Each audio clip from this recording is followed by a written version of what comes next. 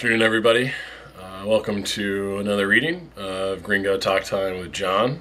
I am your host, John Meyer. Today, I'm going to be describing kind of my first few days in Peru. Bosco and I have crossed the border, and since I have about a week before I need to meet my friend in Lima, I decided to go to a small surf town with him on the northwest coast of Peru, named Lobitos. So we stayed a few nights in the county seat, if you will, town of Peru, and we have since taken a bus to Talara, trying to find a way to get out to Lobitos, and that's kind of where you find us and where we're going to start. So here we go.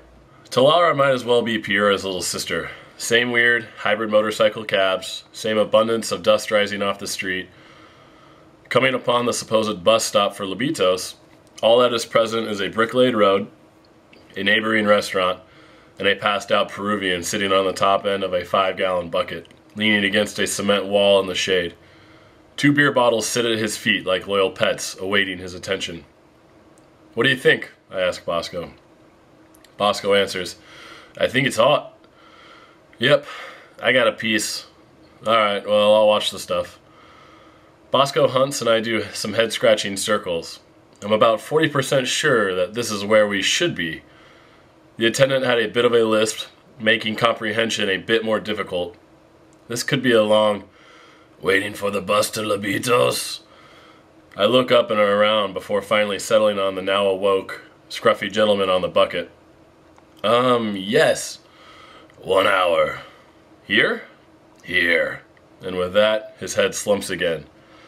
I chuckle to myself a bit, wondering how accurate can this information be. Bosco sidles around a corner and I tell him the new information. "From that guy?" "Yeah, I figure we give it an hour at least. Can't hurt." Bosco looks up at the nearly noon beating sun. "Why not? Think he has any more beers?" We take in Bucket Man. How South Americans can wear pants in such oppressive heat takes a fortitude I choose to not have anymore after a summer of working on a farm.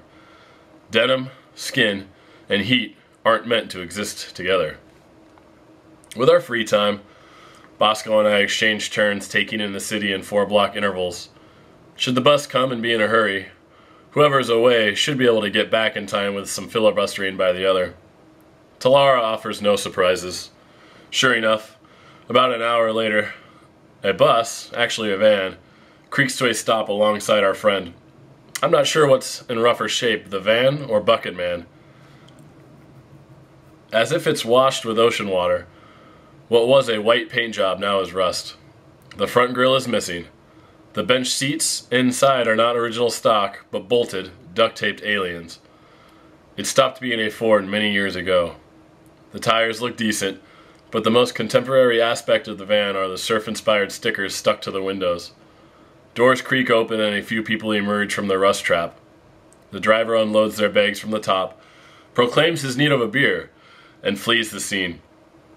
In opposite fashion, Bucket Man lifts himself up, grabs our bags, throws them on top, and sits back down in the shade.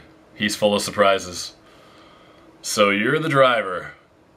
Bucket Man tips his mesh trucker hat and then pulls it over his eyes. My next question. "Aren't we leaving?" Not lifting his hat, he answers, 8 people. "What about 8 people?" Bucket Man raises his hat to meet my eyes. "When there are 8 people, we will leave." Bosco and I absorb this and prepare to kill time. Wasting through days, hours, minutes, and seconds when traveling is an acquired skill. In the American culture of everything right now, waiting for buses and planes can take what feels like forever. Being able to entertain yourself with simple things is completely necessary if you are to not go insane. My routine generally consists of listening to music while doing a crossword out of a book that had so many repeat answers that by the end of the trip I could fill half of the puzzle in without even thinking. Music also keeps me company when journaling, memorizing vocabulary / writing relevant words alphabetically in my Spanish notebook, and playing a Dr. Mario type Tetris game on my cellular phone that lost the ability to make calls after Panama. Luckily, I'm a looker as well, which affords me hours of pleasant staring out bus windows at virgin, at least to my eyes, countryside. Granted, when amongst new, interesting sights, intrigue isn't hard to come by. A sub-5-hour bus ride, however, is. The van ride through Talara and out to Lobitos only takes an hour, even with a top speed of 30 miles per hour. But when adding the 4 hours that we waited for a full bus load, the 5-hour rule held true. I get it. It became obvious that Talara isn't enough of a grandiose location to warrant consistent trips throughout the day, and these drivers are only making one trip per day, so they want to maximize the amount of money on each load. Once outside of Talara, the road becomes dirt, and the landscape morphs to craggy and dry instead of rolling and dry. Small mountains balloon from the ground with patches of vegetation lining the bases. Many oil wells, no taller than a 2-story building, come and go every half mile, their slow movements contrasting the jagged ride of the van. Lobitos itself is split into 2 parts, upper and lower. The above is made up of a few paved streets and pastel yellow-colored turnabouts amongst clay houses. They all look empty. What isn't is a grocery store that's doubled up with a restaurant. A group from the van unloads here. The rest of us continue down the hill along a curve and once again drop onto a road made of gravel. Thin trees offer bits of shade. To our left, the ocean appears in its great expanse, but its largesse only makes the ghost town in front of us appear more desolate. Burned out building after half-finished structure line up one after another, waiting to tell a story. Our driver, Bucket Man, creeps us forward, but I'm not exactly sure to what. A dog, a healthy-looking dog, trots in front of us, unintimidated. At least he's a resident, albeit a canine one. Human life doesn't take shape until we stop outside of a shack that turns out to be a restaurant. A handful of donkeys roam freely amongst the property. Bosco and I thank Bucket Man for his services after he unloads our gear, and agree that we're both hungry. An elderly woman is running the restaurant. 2 tough-looking surfers, if you're coming this far to surf, you have to be a little crazy, are already eating what we would learn to be the day's special. Ceviche of fish with a heavily dressed salad and airy, heavily salted nuts. 200 yards away through scarce foliage awaits the beach and large pier that extend another 200 yards into the water. To the south is why all the surfers voyage to nowhere, Peru. A point break left that consistently curls at head height. I don't understand it, but I want to learn. The proprietor drops off our food and I ask her about the history of this town. They found oil, drilled for some time, and then left. She's not wrong, but as usual, there's more to the story. Lobitos and its barren buildings are the product of the 20th century's obsession with oil. Originally founded by a Scottish petroleum company operating out of Chile, the first unproductive wells were drilled in 1903. Discontented, the company tried again in 1904 and struck black gold. After a few name changes, the Lobitos Oil Field Company began trading publicly in England in 1908. With World War I came international awareness, specifically interest from the oil-hungry United States.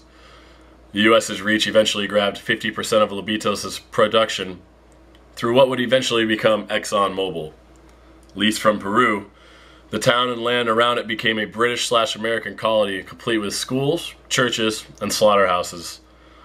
Life continued until the Peruvian military coup in 1968 that expelled all international companies.